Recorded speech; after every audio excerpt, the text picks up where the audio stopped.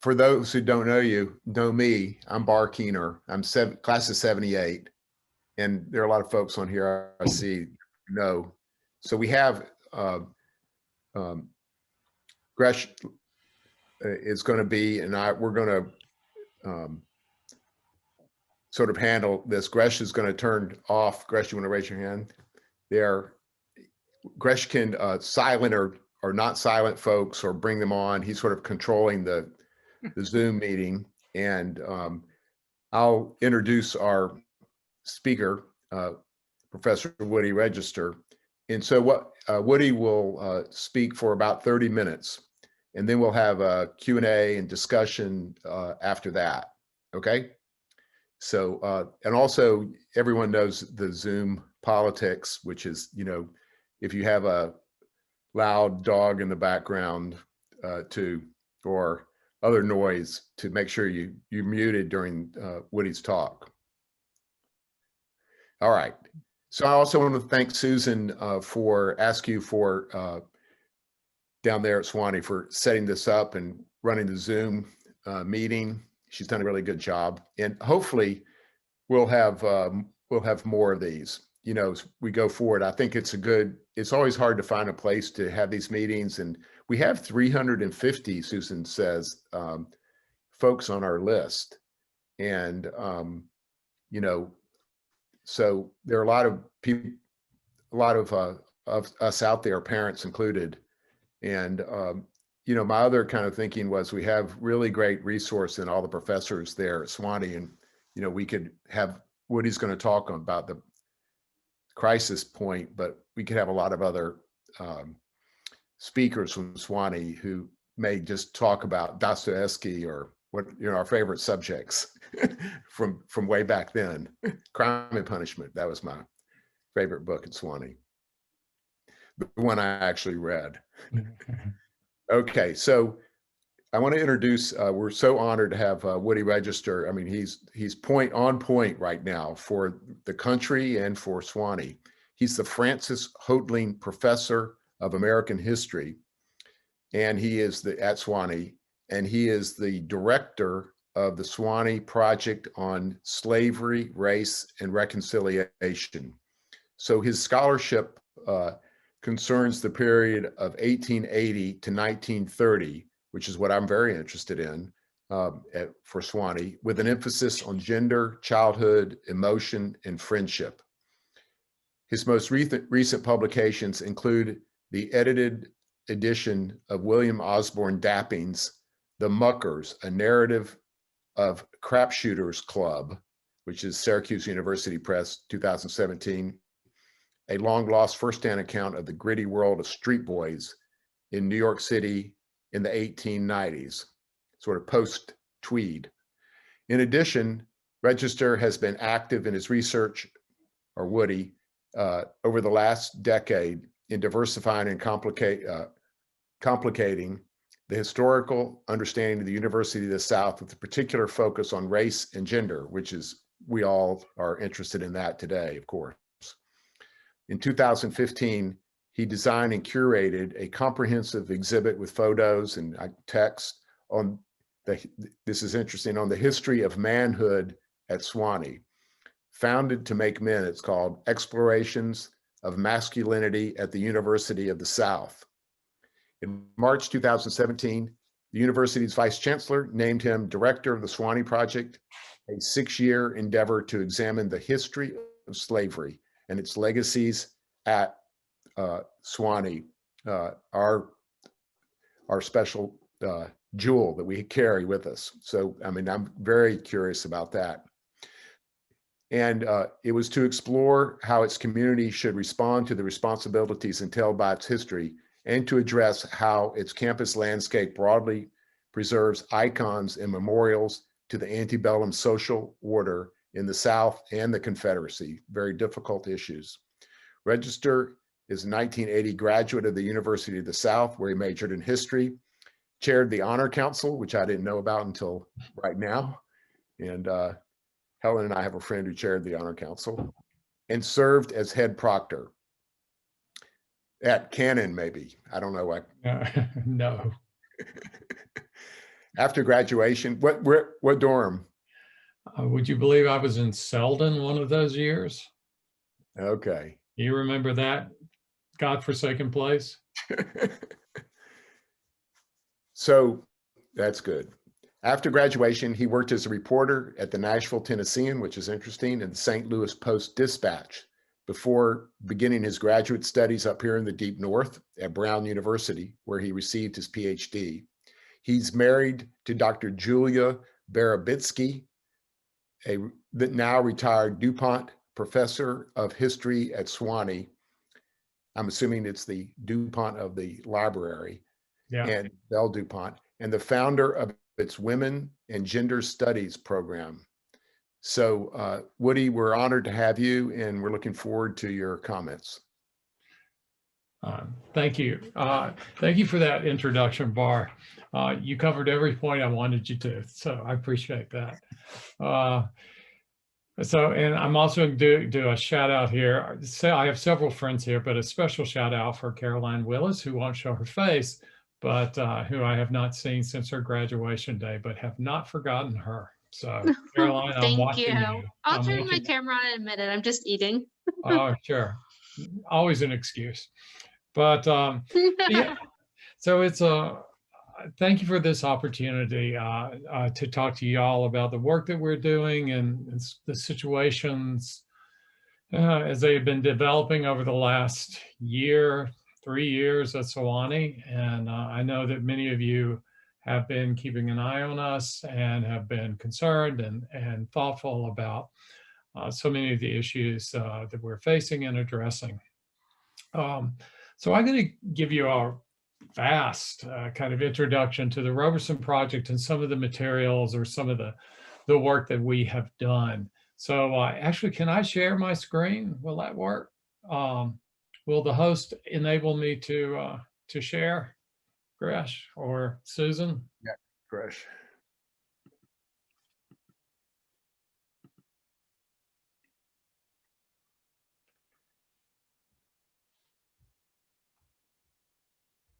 I should have asked about this earlier. There, you're good. You're good now. You're co-host. Now good?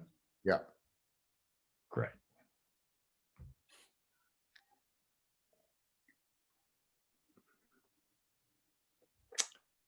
Good. There we go. All right. So you're good. Y'all can see me now.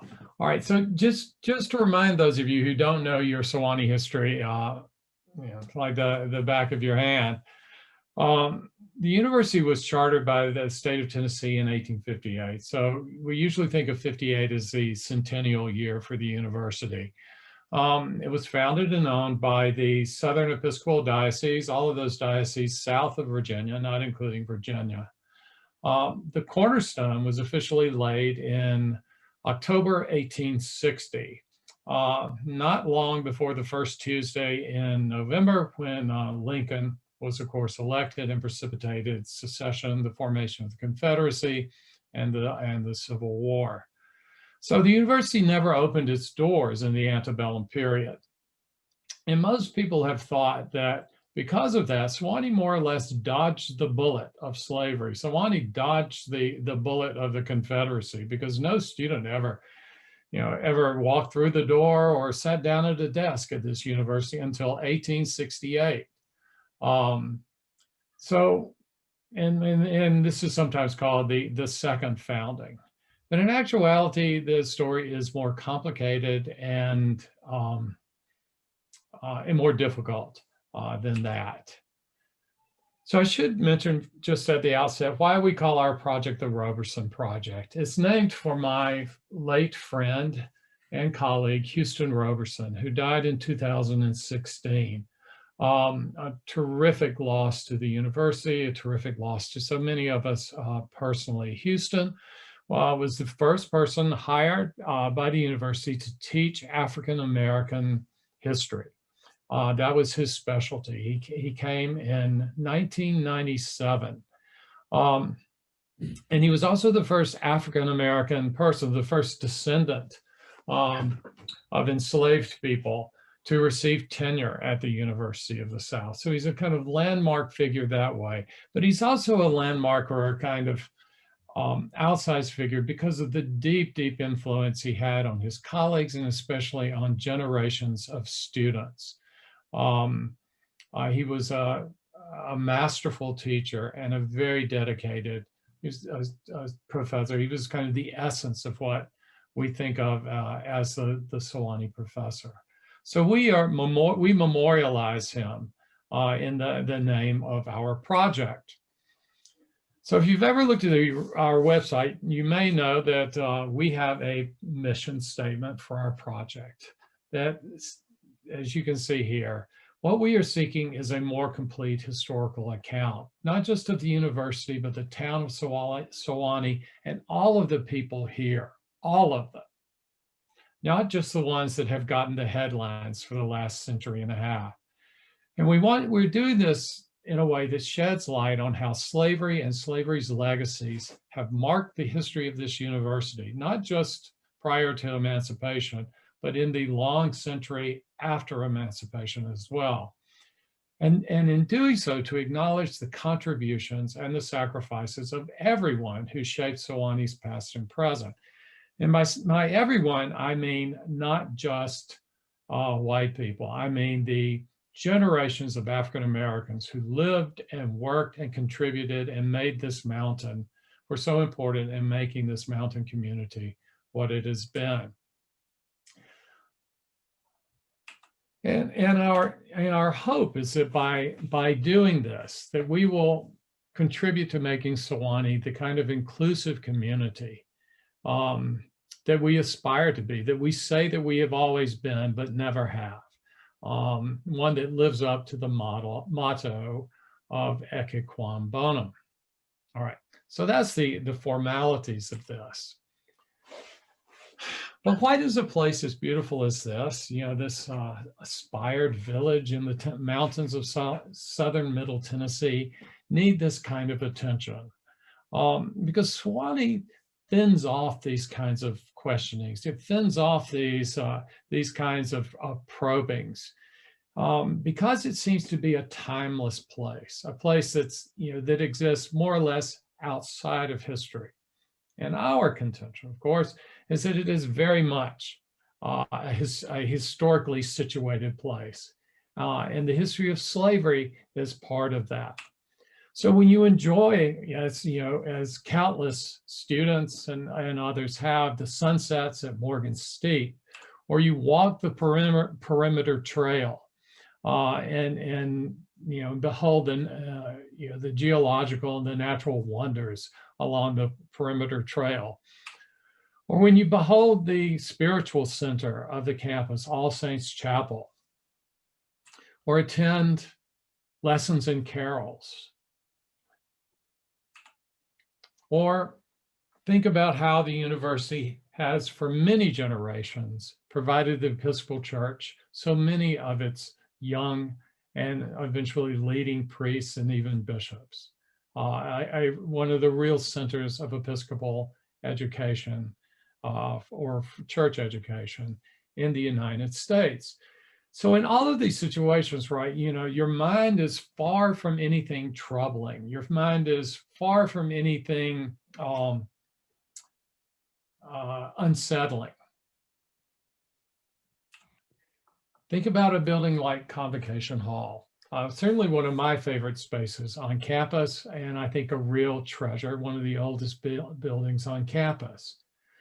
But Convocation Hall, I think, is a building that takes us into the heart of the difficulties that the Roberson Project and the campus as a whole is trying to wrestle with. Convocation Hall is kind of our founders' hall now. The walls are lined with 16 historical portraits. You can see them here, mostly church leaders, bishops, and others who figured importantly in the first half century, really, of the university's history.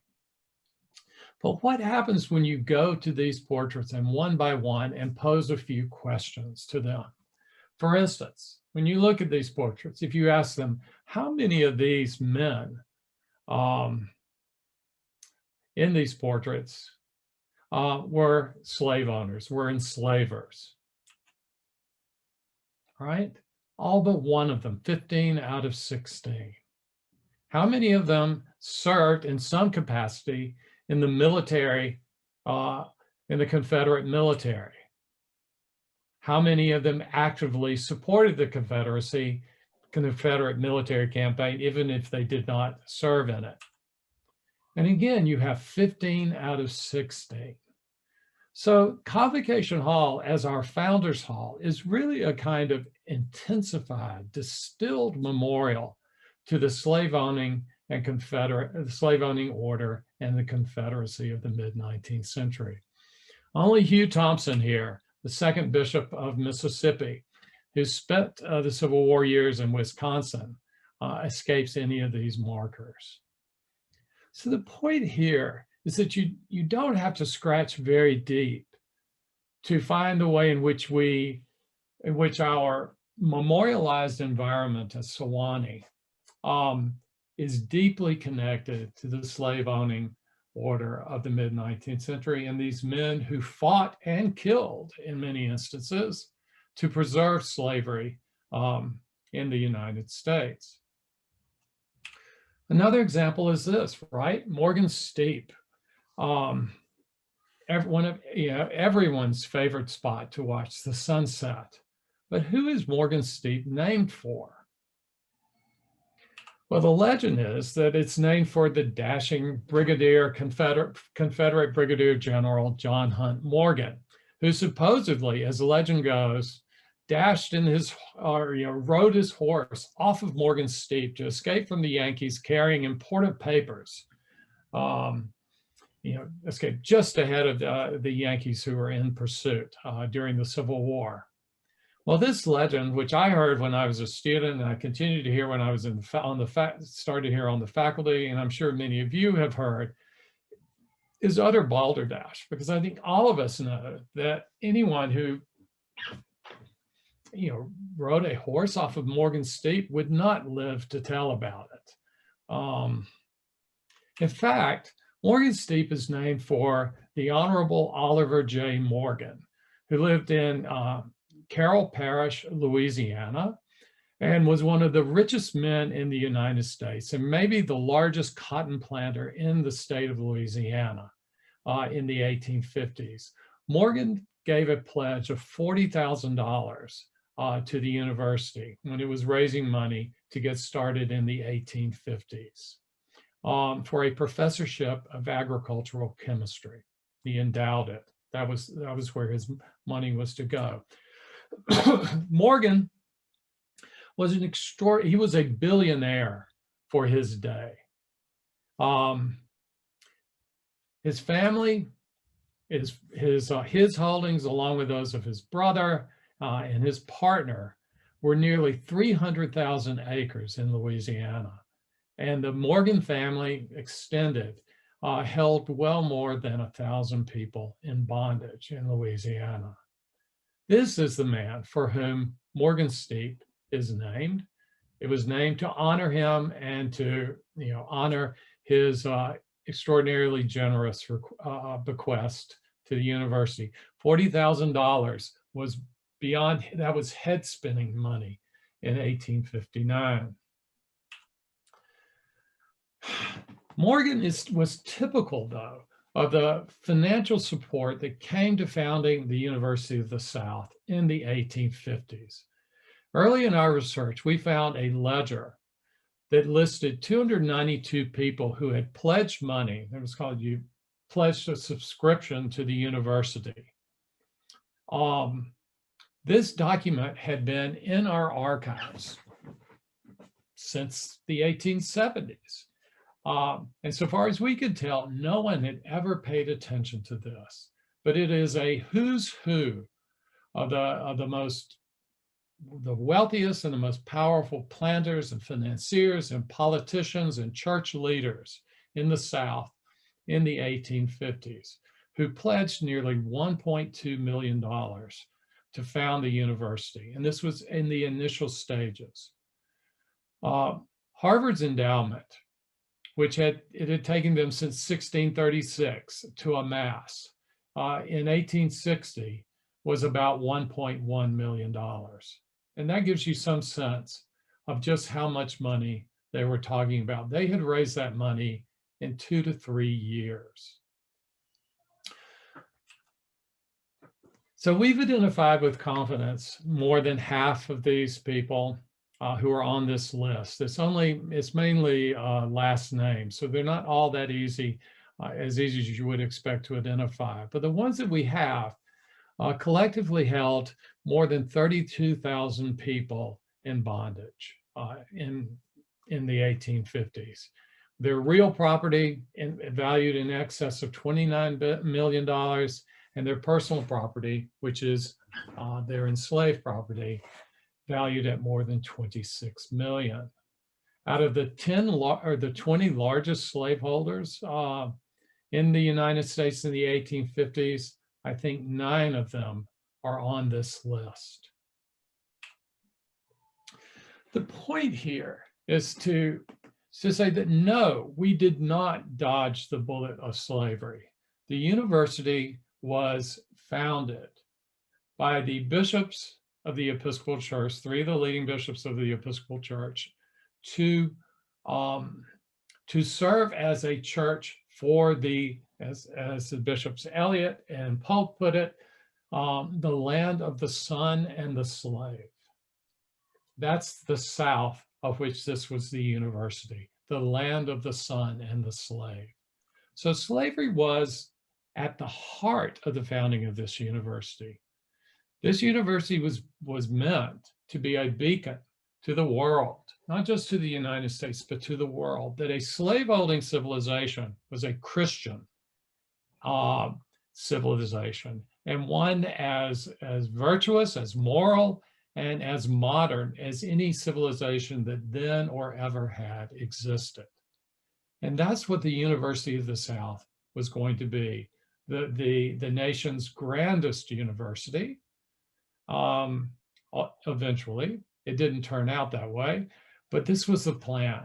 But to do so, to defend and to promote the interests of a civilization of bondage. It was based on a pro-slavery Christianity. These men believed that among all people on earth, those slaveholding Southerners in the 1850s were the most Christian because they had been appointed by God to uplift a barbaric people into the light of true religion. All right, so that's the university that got started.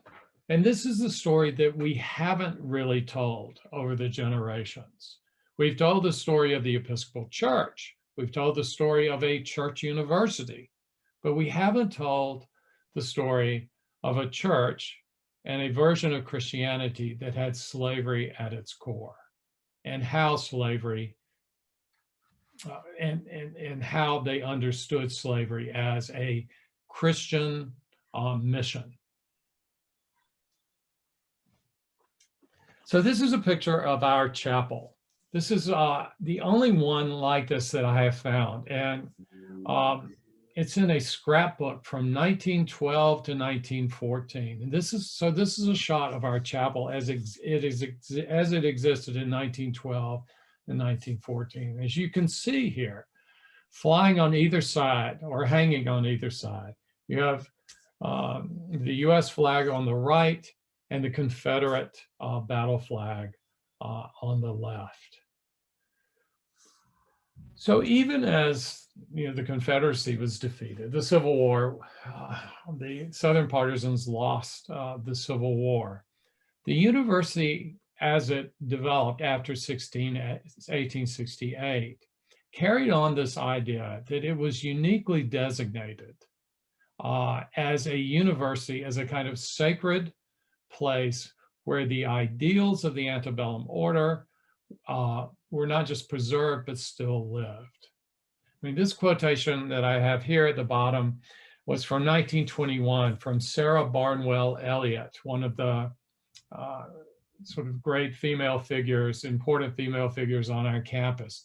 And she began a campaign in 1921, as you can see here, to gather up relics of the Confederacy and have them brought to Sewanee, which would become a kind of reliquary for the lost cause and for the ideals of the Old South. And as she put it in her words, in our university chapel, there hangs one Confederate battle flag, safe and sacred. Send us others, she said, the flags of our glorious past, to hang where our prayers will hover, the prayers of this new South that they were building. The other important figure in defining the university as this kind of reliquary of the lost cause was the Bishop of Tennessee, Thomas Gaylor. For anyone who lived in Gaylor, who ate in Gaylor, or today studied in Gaylor, this is the figure for whom it is named. And Gaylor was one of the most eloquent spokesmen and the most respected for the lost cause and also for white supremacy, a kind of benevolent white supremacy, which he talked about in sermons and his speeches all across the United States up until his death in the 1930s. But in 1927, he gave a welcoming address when the United Daughters of the Confederacy, the Tennessee chapter, met in Sewanee. And these are his words for how he understood what the university was in 1927. As he put it, the Civil War may have destroyed the material reality of the newly founded university, but he said, the idea, the cause lived on. And certainly in a unique way and degree, the University of Sewanee, as he put it, is a child of the Confederacy and has a right to its name, the University of the South.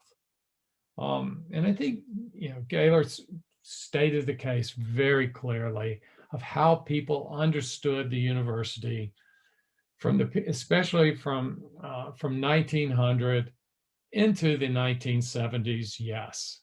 That this was the source of pride. This was the source of boast to the university, that it had provided a home for high-ranking Confederate civilian and military officials, that they had found a place for them on the faculty, that they had produced generations of young men who carried forward with them the best that the Old South had to offer. But that, of course, that version of the lost cause did not include slavery. So Gaylor's speech set off a movement to build a monument to Edmund Kirby Smith, who had been on the faculty from the mid-1870s until he died, I think in 1893 or thereabout. And Kirby Smith had been the last major Confederate general to surrender. He surrendered about 2 to 3 weeks after Appomattox, so the last one to go. And then he hightailed it to Mexico and eventually to Cuba before finding his way to Sewanee, where he was given a faculty position. So Gaylor's speech and the meeting of the UDC set off this movement to build a grand monument in Kirby Smith's honor. Unfortunately, 1927 was not that long before the Great Depression.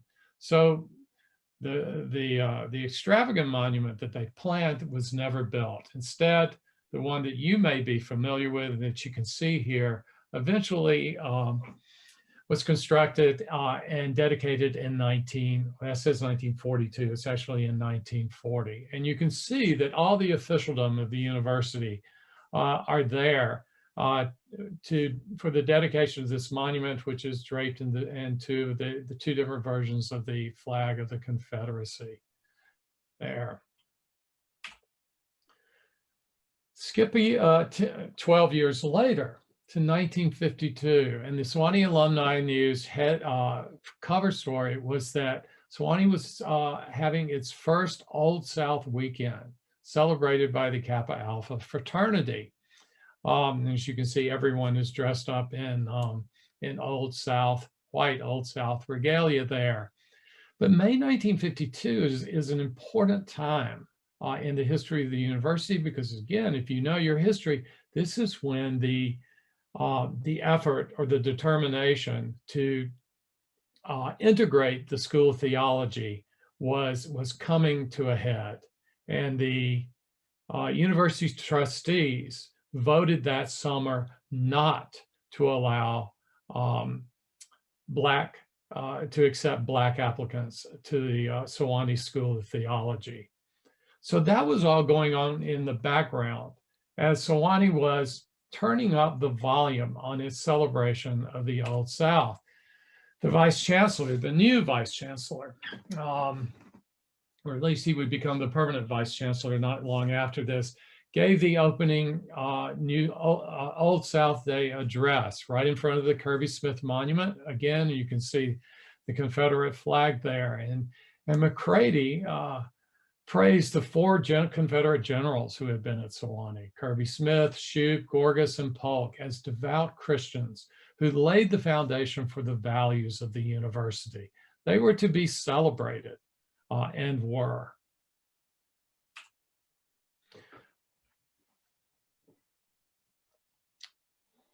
So the 1950s is the decade of the university's centennial. And so much of the university's commemorative places on campus were built in the 1950s, especially All Saints Chapel, which has the most intense concentration of Confederate memorials of any place on campus. All Saints Chapel was completed in the 1950s in time for the centennial.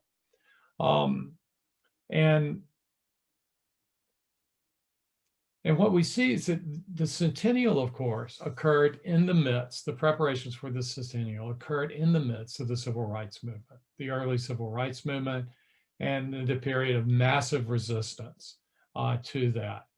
And it's hard to separate the two of them. The frenzy to create new Confederate memorials on campus, while the university, both internally and externally, is under pressure to change its race policies. All right, so that's a swift sort of look at Sewanee and thinking about the legacies of slavery and slavery itself and how they are so deeply built into the university and the university's students and alumni's understanding of it into the 1960s and 1970s. But I want to finish by talking about why I think the Roberson Project is important.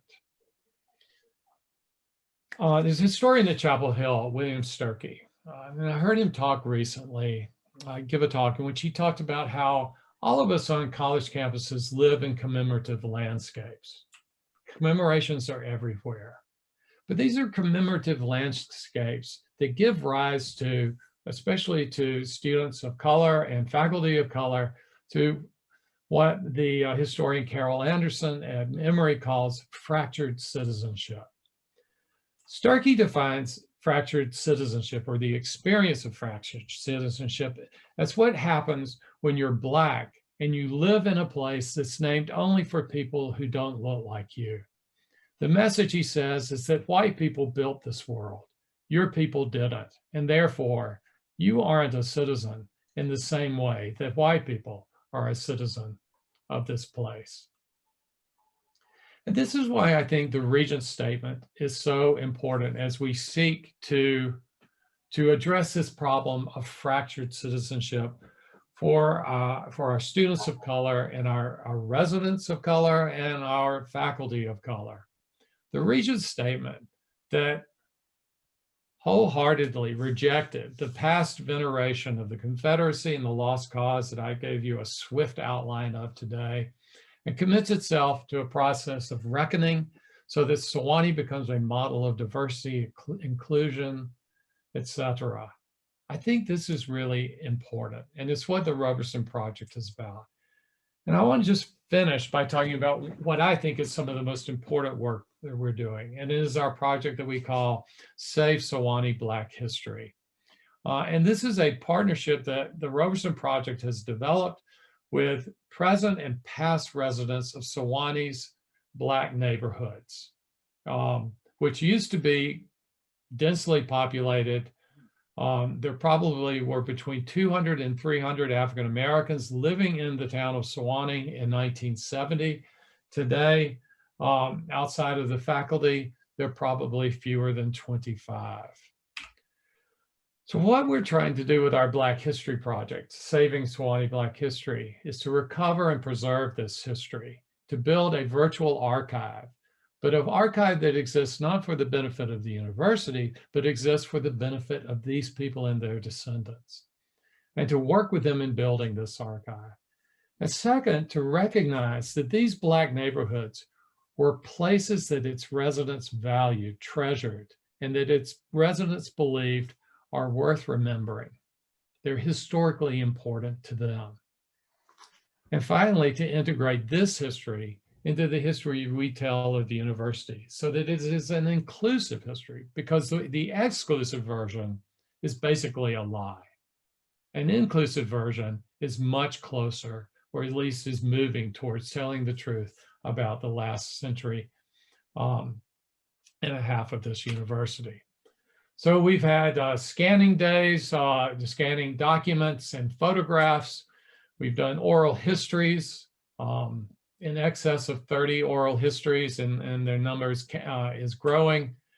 We have mapped the town through the experiences and the memories of African Americans, as opposed to how the university would map the town.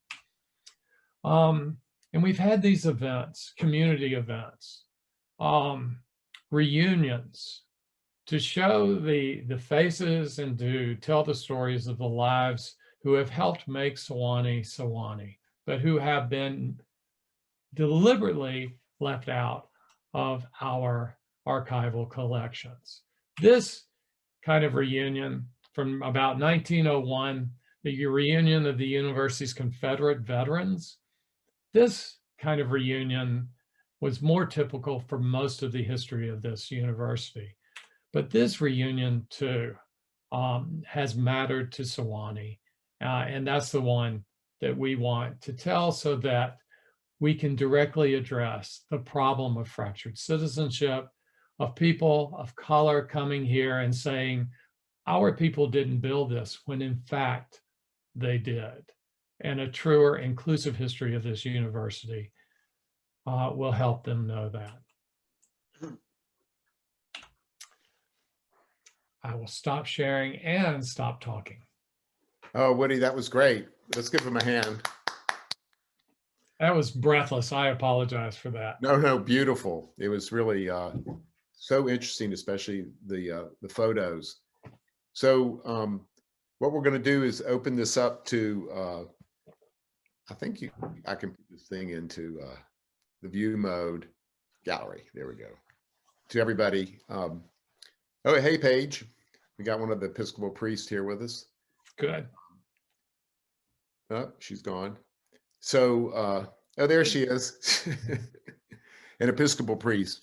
So I have a question, and then anyone just speak up with your questions. I know everybody will have them, but I have several, which actually during Reconstruction, was there any period where you saw former slaves entering into Congress and businesses and having sort of more freedom?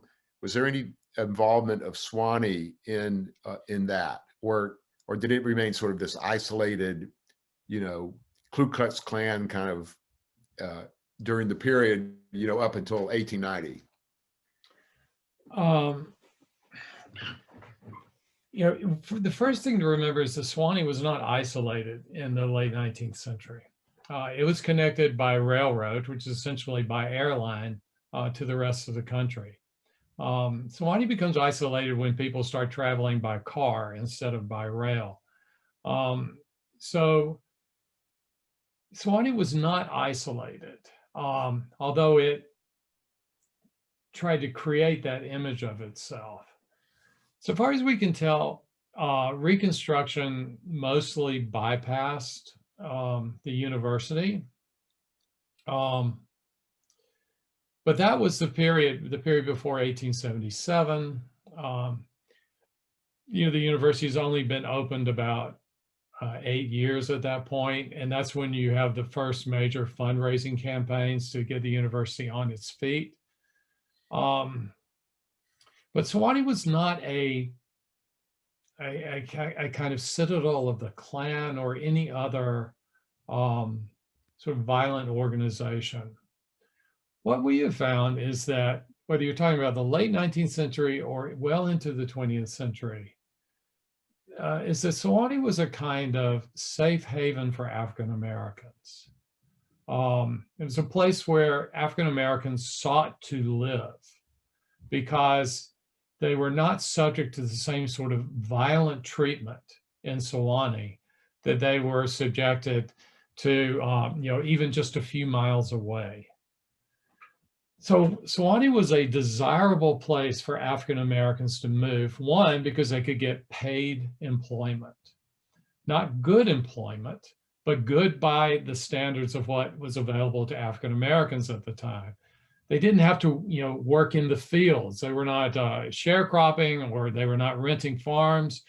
They were working for the university and in the homes in some sort of domestic capacity for the white population in town. So our understanding is that the university and the Episcopal Church, because they dominated the town of Sewanee, and this is well into the 20th century, that it moderated whatever tendencies there might be towards racial violence in the town of Sewanee. If you go down to Winchester, right, just a few miles away, you don't have a single institution that dominates. There are multiple institutions, multiple interest groups, multiple actors who determine the racial politics in Winchester. But in Sewanee, it was the Episcopal Church kept a moderating hand. Now, that is not to say that Sewanee was an oasis of racial tolerance and acceptance. It was anything but. The way I like to put it is that Sewanee oppressed with the hand in a velvet glove. It oppressed just as effectively, just as universally, just as fully, but it did in a way that was not overtly violent, but was effectively violent.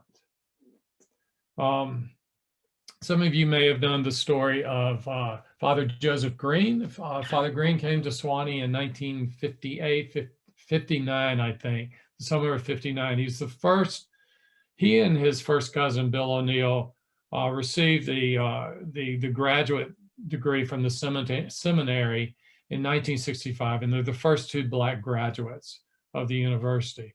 But when Father O'Neill came to Sewanee in 1959, and he's from rural South Carolina, small town, South Carolina. He knows what it's like to be Black in the South or to be Black in South Carolina. He said that Sewanee was the most Jim Crow place he had ever been in his life. The ugliest racism that he had ever experienced to that point in his life was in Sewanee. And that was without a Klan rally. That was without any sort of open threats. But he said the town was the most severely segregated that he had ever seen. But it was still a better place to live in the minds of many African Americans than in Franklin or in nearby Coffee County. So it's a complicated picture. But this was true even in the 1870s and 80s. I attribute it to the university and the church, especially as a moderating force, not a not an egalitarian force by any means, because I mean, I'm sure the priests here know that in 1883, they had the Sewanee Convention at the university where the Episcopal hierarchy met and came up with the decision or the proposal to have segregated churches. Instead of one church for Black and white parishioners, separate Black and white churches. That was never officially became the policy of the National Episcopal Church, but it became the effective practice in the South. That's called the Sewanee Plan. The Sewanee, I think it's the Sewanee Plan they call it. So, and anyway, so it's a complicated history. I have a question. May I ask a question? Of course. This is Norman Spencer. I'm calling from Brooklyn, New York. What I think is left out of your discussion and needs to be added to it to offset this focus on slavery is Sewanee's relationship to the Highlander Folk School. I know when I had contact with Professor Roberson, I used to send his students. And so there was always, at least during the period that I lived there were faculty members and there were students and there were people who were active in the civil rights movement. Why isn't the Roberson Foundation celebrating that part of Sewanee? Who says that we're not? Well, then just, I mean, if you could bring that out in your discussion, that's what I'm talking about. Well, no, the Highlander School, yeah, the history of the Highlander School, especially through the 1950s, is tightly knit with the history of the university and some of its more dissident faculty during that time. And I'm sure, as many of you know, Scott Bates became involved in it soon after his arrival, I think in 1953. And he remained active in Highlander, remained on his board, I think, up to the day he died, which is probably 6 or 8 years ago. So yes, absolutely.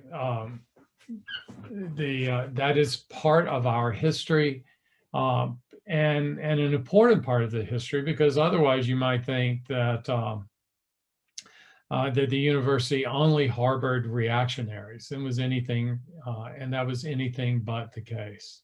And the movement of students and faculty between Highlander and the university was very important. So absolutely. Also, one other point I want to make is you had students who participated in Mississippi Freedom Summer, who risked their lives, and those students have not been celebrated yet. So yes, absolutely. And but we're getting there. We actually haven't really gotten to the 1960s in our work. We're moving forward in time. But it seems to me during Black Lives Matter and the recent racial incidents on campus, that now is the time to do that.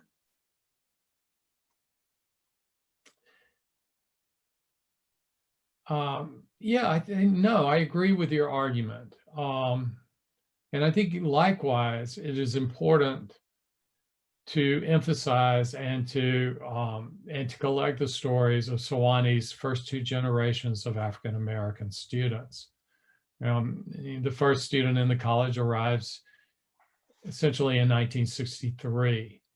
And Sewanee has neglected their histories and their experiences as well. And so I think both recognizing the work that students did, whether it was in Mississippi or on campus, even their support for desegregating the Sewanee Inn, for pushing the university to and it's a minority of students, but it's still a potent minority of students.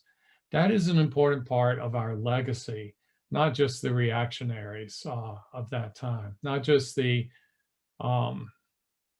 especially the reactionary alumni who fought tooth and nail to keep Sewanee white, especially the college.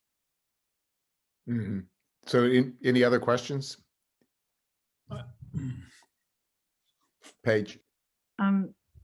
One of the questions, my husband and I are both listening, and we wondered, how did other colleges compare during this time, and did our history line up with that, and did the church impact that we looked maybe a little different in that work? Well,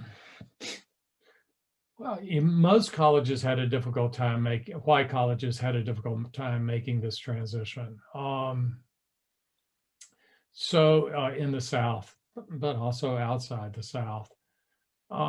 So in some ways it seemed that Sewanee made the transition more easily. It wasn't as smooth as it appeared. Some of y'all are familiar with Arthur Ben Chitty, who was in charge of university communications at the time. And he butted heads with with Bishop Juhan, and who was the most powerful figure probably at the time, even though he was not, I think, on the Board of Regents anymore, the Bishop of Florida, and also with the Vice Chancellor, because even as Sewanee made changes, even as Black students entered in one capacity or another, Juhan and McCready, who was the Vice Chancellor, did not want any publicity. They did not want to make a big deal out of it. And Chitty wanted to make a big deal. He wanted to say, Sewanee was the first private institution to desegregate when it admitted the first Black seminary student in 1953. He wanted to say that Jim Cohen was the first Black student to enroll at the outside the seminary in 1962, but they wouldn't let him because they were trying to to tamp down alumni resistance, and they didn't want to stir up trouble. So for instance, as some of you know, and Gresh, you may know this story, the first Black student in the college was Calvin Williams, who transferred to Sewanee in 1963 from Fisk. He stayed 1 year. He was on the pre-med track, took a lot of science classes. Many of your fellow alums remember him fondly as a quiet and studious young man. In the late spring of 1964,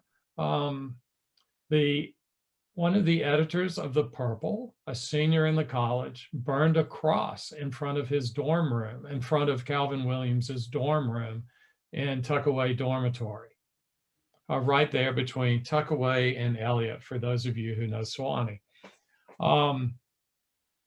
Calvin Williams did not return the following year. He went back to Fisk, got his degree, eventually got his medical degree from Meharry. We can't find him. We don't know what happened to him after that. That's another story. The student who did the cross burning was asked to leave campus, but was allowed to graduate in absentia. So, but if you look in our archives, and I've looked hard, you cannot find any record of this. I've been all through the Vice Chancellor's paper, not a damn thing. It has been kind of kept out of the official record. But there were incidents like this, and I'm sure Gresh and Norman can tell you about others, about abuses of students who violated the color line, white students who violated the etiquette of race and were tarred and feathered and abused in any number of other violent ways in the early 1960s. So Sewanee didn't make the headlines that were made at the University of Alabama or the University of Mississippi. But there was violent resistance to the changes that that happened here, and why we have never apologized to Calvin Williams, why we've never made an effort to reach out to him, why in the most authoritative history of the university, that incident is mentioned, but not explored, not underscored, not investigated. I mean, these stories, they are part of our past, and they need to be told, and responsibility needs to be taken for them. Rex, you need to turn your microphone on. Is it my turn? Yeah, go ahead. Go ahead. You want to have a question? Yeah. I'm not quite sure where to start. A number of questions arose during the presentation, so I guess I'll summarize this way. Is along the lines of where Norman, I think, was going, is it a responsible thing to do to properly contextualize the information, the data that's being gathered and drawn out from this research? I think it is important to put things in their proper context. So, for example, when you spoke about the funding, the funding that helped begin the university, how it came from plantation owners who were slaveholders and so forth. But if you think about it in the context of the times, where else could it have come from, given that the economy of the southern states was agrarian? It was, a slave economy, slave-based agrarian economy. So that is where the wealth would have been held. So I don't know why that would be so surprising. And I just think back on other periods and other aspects of history worldwide, that we don't use the same type of condemnation or character judgment in the way we articulate it.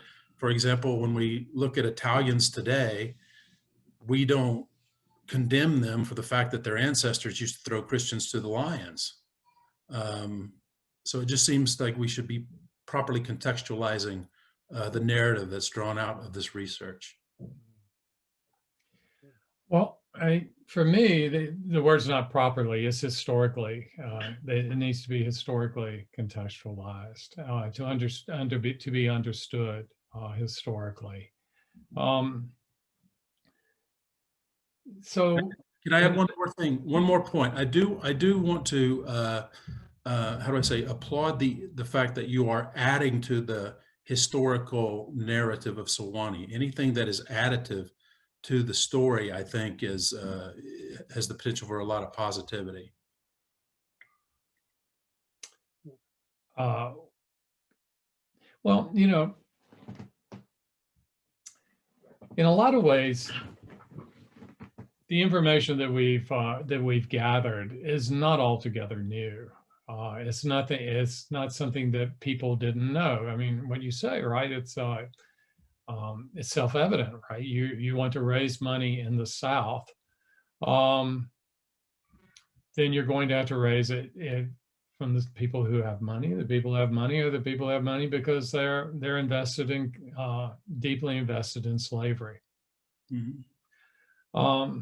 But to understand the centrality of slavery to the founding of the university, I do think that is more than just a matter of emphasis, and it's not necessarily even a matter of condemnation. When Eliot and Polk said that they were founding the university out of a love surpassing the love of woman for the land of the son and the slave, that it was a university of the land of the son and the slave. That's a different kind of proclamation than we have usually paid attention to as we have told the history of the origins of the university. Yeah. They both believed, or they all believed, I mean, right? They all believed that they were better Christians for being slaveholders. Mm-hmm. because they were doing God's will. God placed these people, these benighted, inferior, savage people in their hands, and they brought them into Christianity. And that's why they were founding the university. There's much talk about, right, that the university was founded to train a priesthood for the South. But that priesthood was to evangelize the slave population. It wasn't to evangelize white people without any money. It was to evangelize the slave population, because that was advancing God's plan for the world. So this is, you know, the idea is not to, I'm a historian, I don't talk about evil. I don't talk about slavery as a sin. I talk about slavery as a historical phenomenon. But we have to be honest about the way in which slavery was not peripheral, just as it was not peripheral to Leonidas Polk. He was a master. He was a Christian master, and that was, you know, that was the essence of his being. And it was for so many of these other figures as well. And to understand that, to bring slavery to the center, is about us taking a kind of moral responsibility for telling a very different history for the next century plus. And then the way that we have told our history, you know, omitting slavery, has done damage. It did contribute to white supremacy. It did contribute to the Jim Crow order. It did contribute to the creation of a church-sanctioned, segregated society of based on racial hierarchy, well into the 1950s and 60s. So, and that is not separate from what happened before emancipation or before the Civil War. And so I think that context, that long story, is the one that has been missing in the accounts we give of the university, and how this university didn't just reflect its time, it helped make it. It was not just a passive spectator. I mean, I don't have to tell y'all, right, that Sewanee has always thought that its role in the world was way bigger than its size would indicate, right? People at Sewanee think this is a special place with a special mission. And I'm not going to argue against that. So for the long century after emancipation, the people at this university took an active role in building the South and the nation, and not just being a reflection of it. And I think the same thing happens even more so in 1856 to 1861. Woody, we're running a little close here to time. Does anyone else have a question?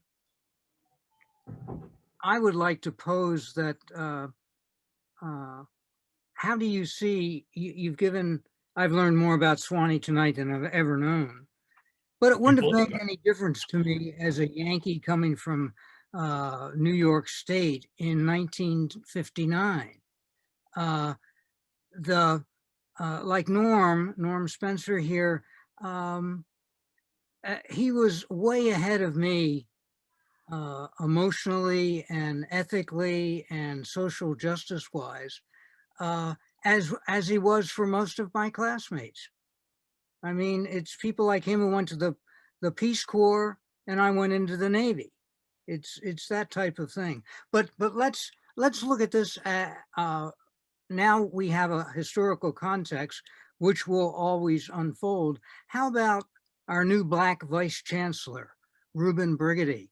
How is he going to do an about face, really, in many regards?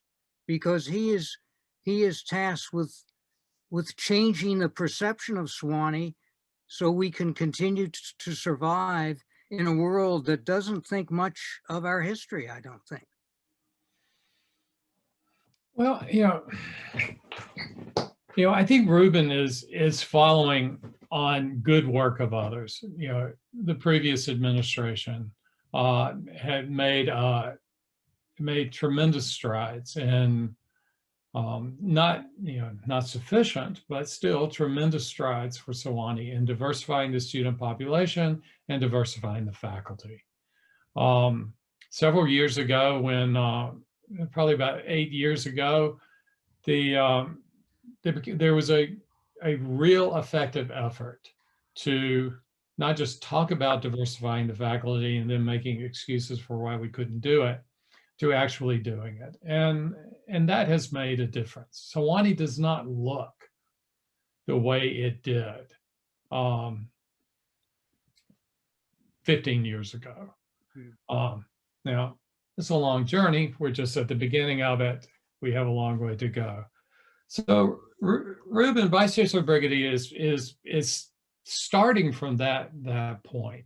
And I think that he has brought a new sense of urgency to these issues, not solely because he's Black, and because he has the experience of being a Black man who grew up in the South. He's from Jacksonville, Florida, but also because he is keyed in to the times. He is an astute observer of the world around us. He's an experienced diplomat. He's seen the world, and but he understands that the incidents, especially of the last 2 to 3 years and longer, really, but especially the last 2 to 3 years, since Charlottesville, since George Floyd, especially, that they demand a heightened sense of urgency. As a university, we have to respond. We have to address not just our history of race, but the racialized world in which we live. The second thing, too, though, is that higher education is an endangered species. And if we're going to survive, if we're going not just to survive, but matter over the next 20 years, then we have to be as bold in thinking that little Sewanee matters in big ways as people in the past. And we need to be ambitious in our reach to not just solve our local problems, but to be engaged in the world around us. And I think Vice Chancellor Brigady is very committed in that respect. And he also has a vision. I'm not going to spoil it because we were talking about him giving a speech in June, which I hope everyone will listen to. But I have a sense of what he's going to say in that speech. And I think it will be a powerful, powerful expression of how this university, of what spirit will animate this university as it seeks not just to survive, not just to grow its endowment, not just to become more difficult to be admitted to, but as it seeks to the kind of education that it provides and the role it seeks for our students and our faculty to play in the world. So I'm excited about it, and I like working with him. We're in the midst of a search right now for a vice provost for diversity, equity, and inclusion. First time we've had that kind of high level position that will be focused on DEI issues. Candidates are coming to campus in the next several weeks. So that's a huge change for Sewanee. And that says we are putting this commitment to diversify, commitment to creating the kind of community we claim we have, how we're committed to work towards that. And especially, because I know that some of you are very concerned about this, to increase the diversity of our faculty at a time when every other institution like us has the same goal. That is not an excuse for not doing it, though. That just means you have to be smarter and better at the way you do it. And I think we can do that. And I think he's given us the kind of leadership to get there. Well, so we have time for one more question. If Tara, Brooke? Yeah, I would love to ask a question. Woody, thank you so much for giving us this overview tonight. And my question is to ask you to highlight the way that students have been involved in the research with this project. Uh-huh. Oh, there's another one of my favorite people from the past. So students are very involved. What I tell people when I get, and I should have said this tonight, when I give presentations about the Roberson Project, is I say that it is a project that is fully integrated into our mission as a teaching and learning institution. So this is not something where we're just faculty doing research or in just publishing scholarship like that. We have had students involved from the beginning. Young graduates have been our senior research associates for the first 3 years. Tanner Potts, some of you may know, was for the first 2 years, and the terrific young priest, Hannah Palmersheim, who's now in Houston, was our research assistant last year. So we use students from the seminary and the college. This is not a college project, it's a university project. We just had a meeting today. We're going to be interviewing finalists for the 2 or 3 research positions we have, summer research positions we have for undergraduate students. We'll be doing those interviews, I hope, on Thursday. We have a student group that right now is in the midst of preparing a letter to send to the Vice Chancellor about a scholarship that we have here at Sewanee that we've been giving every year since 1928 or so. And those funds are from a fortune that is based on convict leasing. And they are working with the descendants of the family that gave the money to request or to insist that the university redirect that money in some fashion that repairs, addresses and repairs the origins of the fortune in convict leasing. So the students are prosecuting that campaign. They're also doing lots of other things, and they're doing our oral histories. We're working on, we have 3 separate groups of students have come together right now, and they're working with the residents and descendants of the Black neighborhood to put up historical markers in Sewanee's Black neighborhood to identify the places and persons that matter to them so they'll be remembered.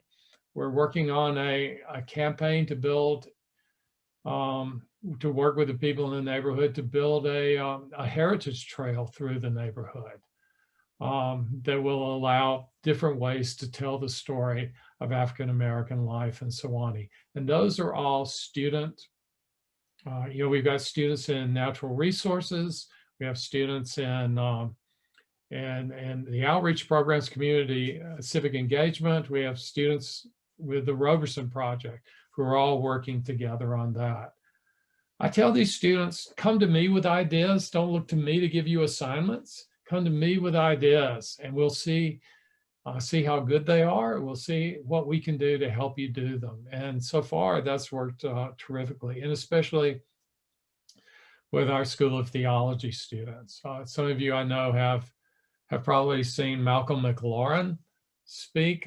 He's going to be a young priest in Seattle, I think, after he graduates this year. Malcolm's been involved with the Roberson Project since he got here, has been doing brilliant and terrific things as a seminary student and promoting the work that we do. So yes, lots of student involvement. I don't know if you just saw this, our undergraduate research assistant, Clark Strickland, who is one of, I hope she's not listening. She'll get the big head. She is just a terrific person. And she just was named a Truman Scholar, which is a very rare and prestigious honor. And she attributes the winning of that scholarship to the work that she's been doing for the last nearly 3 years for the Roberson Project. We couldn't do it without her, and many others too. Boy, So- that's great. Okay, so y'all, thanks for joining us. And we need to have like a regular party now that we have all of our, vaccines happening. I'm vaccinated, so I'm ready. We're safe. We're going. We're breaking out. But I'm so glad to see all of y'all. Some I've not met, like Caroline and Liz and Rex. But Sarah Ritchie there. I'll wave to her. yeah, hey Sarah. Tell your husband hello. And so with that, Woody, thank you very much. We're really pleased you took the time out. And I've been hearing all the little bits and pieces of news, and it's so great, like Gresh said, to hear the history in such a different way, and not the straight old General Polk and Confederate way.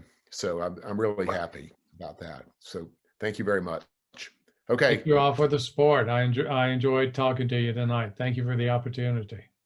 All right. Y'all have a good evening. We'll see. We're going to try to do another one of these, like maybe every month or every other month or something like that. So if you have ideas, just email us. Email me and Gresh, and we'll see if we can get them going. Okay. All right. Okay. Okay. Good Thank night. you very much. Thank you. Thank you.